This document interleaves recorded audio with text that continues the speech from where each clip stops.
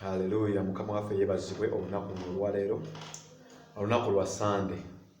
Waliwo ekigambo Mukama kyayagala osobole okuba nga tutegeera. Olaba Holy Prophet Benjamin Lwama amacha ag'olunaku lwa leero. Hallelujah. Mukama tewali n'ekigambo n'ekimu kyakola. Natandika n'ekitabo ekya Amos Esula 3 olunya lw'omusanvu. Agamba atya? Agamba nti mazima Mukama Katonda taliko kyalikola wabula taliko kyalikola wabula ng'akibikkulidde abaddu be bannabbi be. Mukama waffe yebazibwe ekyama kye. Mukama tewali n'ekigambo n'ekimu kyasobola okukola okuggyako ng'amaze okukibikkulira bannabbi be oba abaddu be. Mukama waffe yebazibwe. Kati gwe ondaba olunaku luno olwa leero olaba Holy Prophet Benjamin Lwama owawoga Ministries International ebweyogerere. Waliwo ekintu ekimu Mukama byagenda okukola oba ebigenda okubeerawo mu ggwanga lyaffe Uganda, naye nga twetaaga okuba nga tweteekateeka. Mukama yagezezaako okuba nga ndaga nga waliwo kibayita earthquake oba waliwo omusisi agenda okuba nga ayita mu kibuga kyaffe oba ne mu nsi yonna, naye agenda kuba w'amaanyi nnyo, agenda kuba wa bulabe. Mukama waffe yebazibwe. Era abantu bangi bagenda kufa, ebizimbe bingi tugenda kubiruuzinga, naye kye twetaaga okuba nga tukola kwe kusaba Katonda asobola okuba nga taasa embeera eyo. Mukama waffe yebazibwe. Mukama yagezezaako okuba nga akibikula tusobole okuba nga tweteekateeka, tusobole okuba nga tuwona embeera eyo ebigenda okuba nga ejja. Mukama waffe yebazibwe. N'ekirala nti twetaaga okusaba ennyo kubanga nalabye obulwadde nga buyongedde okuba nga busaasaana abantu. Munange kino ekintu si bintu bya kusaaga. Nzize nga mbabuulira ebintu bingi nnyo nga Mukama ayogera gye tuli, naye ebiseera ebisinga tutateekayo birowoozo bizze tugenza okwesanga ng'obuzibu butujjidde.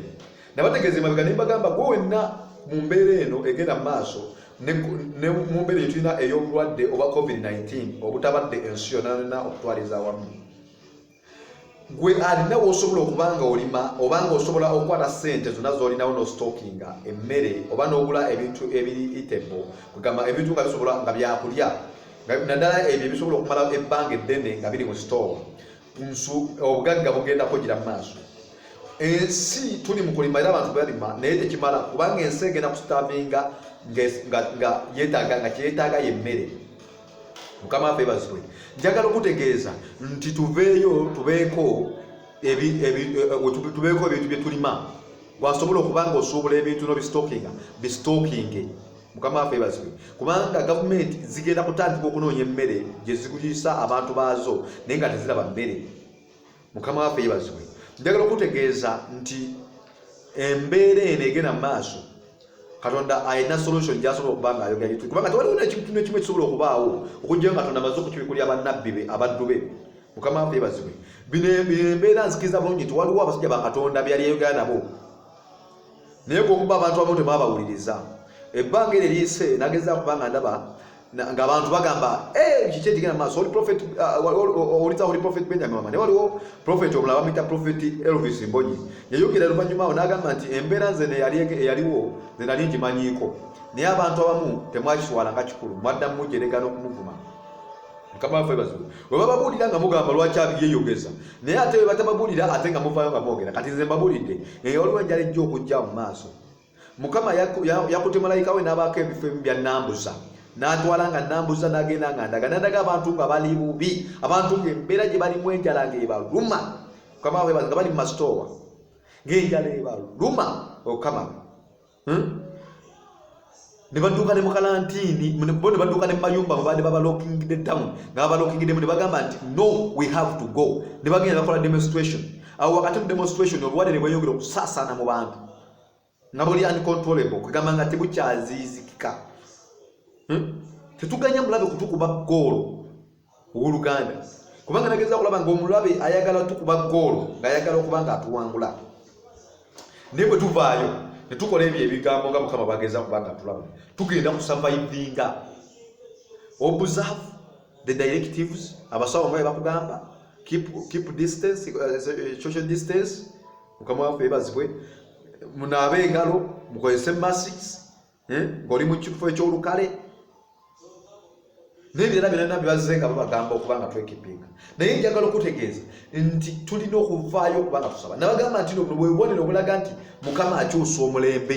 Ne bagamba oli Mukama akyusa omulembe. Mukama ali kukyusa omulembe. Ajidde mu linnya lye bayita the spirit of God. Nabo buli ku water levels nezijanga mabodi ya kunzige ntino zigenda kwa buli kimwe kiri mujanga mukiraba. Kakati waliwo kyenjogezaako Mukama akyusa omulembe. Ajidde mu linnya lye bayita the spirit of God. Mu linnya lye bayita the spirit of God abeera mukambwe nnyo njagala okutegeeza. Mukama afeebazwe.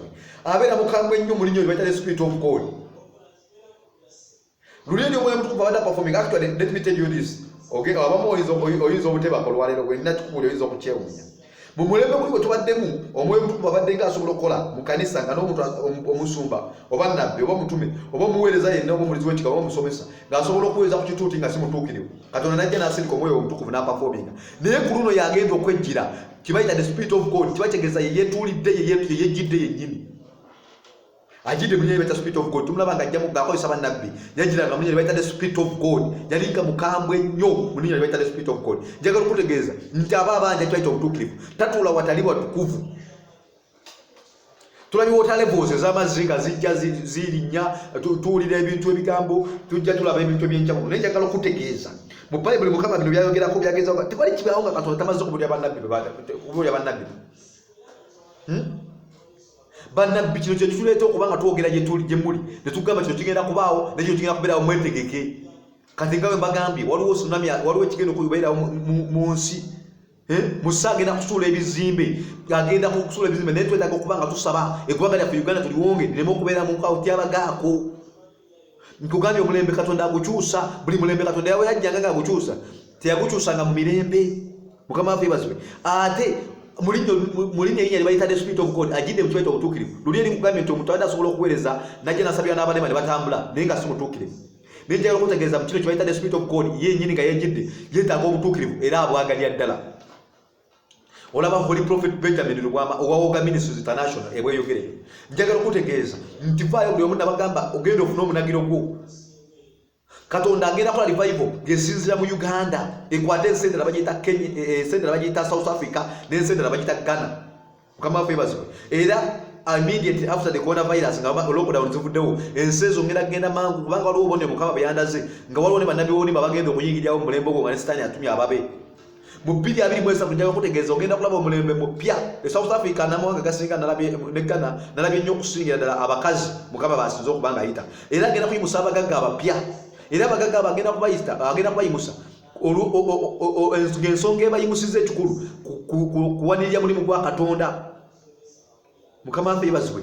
Mugenda kubanga mubalaba kolomishoni endala ndowooza ensi endala etali wano mu Africa actually ensi endala bayita Canada si ensi ebadde emanyikiddwa ennyo okubaamu enjiri ya Katonda. Naye egenda kubeera emu ku nsi ezigenda kubeera mu revival. Naye Uganda egenda kubeera springboard. Oh my God, there is someone waliwo Katonda gwe yawadde kibayita lunch hour. Oh my God, yamuwadde lunch hour egenda kuba ya kika kya waggulu. Omulala yamuwadde okusaba okw'akawungeezi. Mukama waffe yeebazibwe kuli powerful nnyo. Hallelujah. So njagala bino ebintu mubitegeere muve mu kwebaka kenda osabe golokoka osabe mu kiro. Yesu yasabanga ekiro emisana yeebakanga. Lwaki? Ekiro waliwo amaanyi agali mu kibayita ekiro. Yesu tumulaba mu lyato nga yeebase naye tetulaba Yesu kiro nga yeebase. Ebiseera ebisinga twamulaba ng'asaba emisana yabeeranga mu lyato bano ba Petero baasibanga beebase. Naye tulaba Yesu ekiro kyonna kyonna yasulanga asaba. Naye yali mwana wa Katonda olowooza lwaki yalinga asaba kubanga yali amanyi ekisera kikiruse guno gwe mulembe gwaffe w'Oluganda njagala okutegeeza